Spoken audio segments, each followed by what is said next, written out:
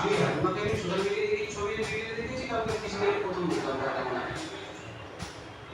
আচ্ছা, তারপরে যাকে ধরুন ওই হাতটা মারে, তারপরে লিখিত করে নিয়ে চলে যায় বিকল্পখানা নাকি? হ্যাঁ, ঘটনার পরে रोटी खाओ, আমরা চলে যাই দুইজনই হাসপাতালে।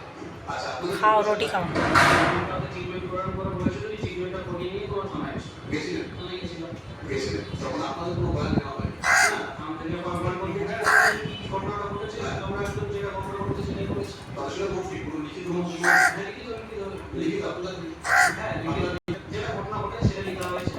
আর হচ্ছে যার সাথে যে ভিকটিম হয়েছে সই করেছে, মানে যে অথরিটি সই করেছে। আপনাদের কোনো সই করেছে না? আমার কোনো সই হচ্ছে এখনো পর্যন্ত পুলিশ আপনার রুটি তো নরম আছে, তুই আবার জলে ভেজাচ্ছিস কেন?